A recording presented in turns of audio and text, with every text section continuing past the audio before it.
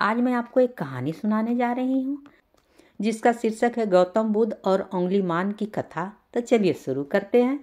मगध देश के जंगलों में एक खूंखार डाकू का राज हुआ करता था। वह डाकू जितने भी लोगों को हत्या करता था उसकी एक एक उंगली काटकर माला की तरह गले में पहन लेता था। इसी वजह से डाकू को सभी उंगलीमान के नाम से जानते थे। मगध देश के आसपास के सभी गांव में उंगलीमान का आतंक था। एक दिन उसी जंगल के पास के ही एक गांव में महात्मा बुद्ध पहुंचे। साधु के रूप में उन्हें देखकर हर किसी ने उनका स्वागत किया। कुछ देर उस गांव में रुकते ही महात्मा बुद्ध को थोड़ा अजीब सा लगा।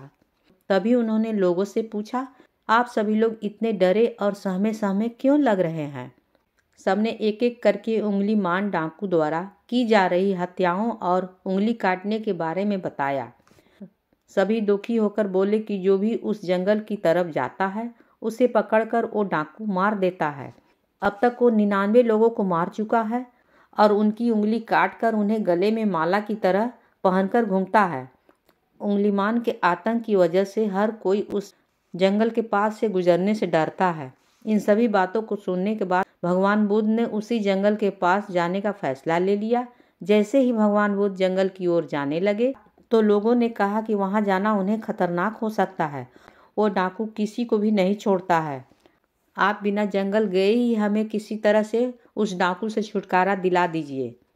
भगवान बुद्ध सारी बातें सुनने के बाद भी जंगल की ओर बढ़ते रहे। कुछ ही देर में भगवान बुद्ध जंगल पहुंच गए। जंगल में महात्मा के भेष में एक अकेले व्यक्ति को देखकर उंगलीमान को बड़ी हैरानी हुई।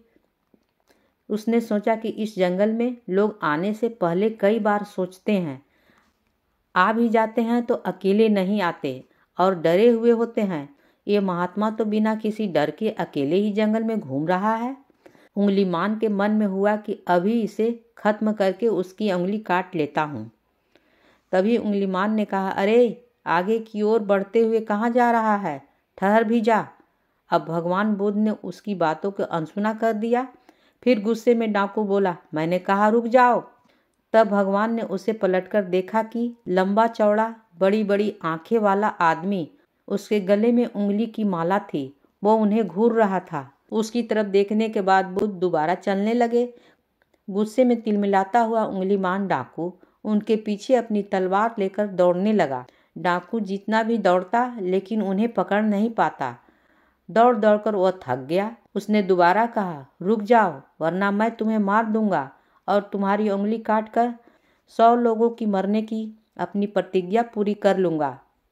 भगवान बुद्ध बोले कि तुम अपने आप को बहुत शक्तिशाली समझते हो ना, तो पेड़ के कुछ पत्तियां और टहनियां तोड़कर ले आओ। उंगलीमान ने उनका साहस देखकर सोचा कि जैसा ये कह रहा है कर ही लेता हूँ। वो थोड़ी देर में पत्तियां और टहनियां तोड़कर ले आया और कहा, ले आया मैं, इन्हें ले। फिर बुद्ध जी ने कहने लगे, अब इन्हें दोबारा पेड़ पर जोड़ दे। यह सुनकर उंगलीमान बोला, तुम कैसा महात्मा हो? तुम्हें नहीं पता कि तोड़ी हुई चीज दोबारा नहीं जोड़ी जा सकती?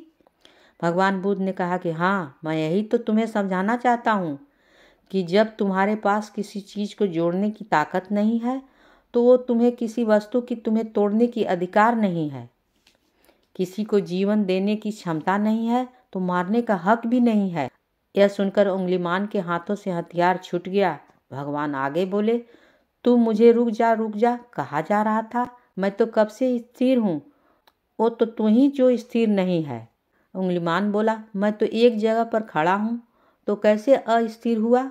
और आप तो चले जा रहे थे। बुद्ध भगवान बोले, मैं लोगों को क्षमा करके स्थिर हूँ और तू हर किसी के पीछे हत्या करके भागने की वजह से अस्थिर है। यह सब सुनकर उंगलीमान डाकू की आंखें खुल गई और उसने कहा कि आज के बाद मैं कोई अधर्म वाला कार्य नहीं करूँगा। रोते हुए उंगलीमान डाकू भगवान बुद्ध के चरणों में गिर गया। उसी दिन उंगलीमान ने बुराई का रास्ता छोड़कर और वह बड़ा सन्यासी बना। कहानी होती है समाप्त।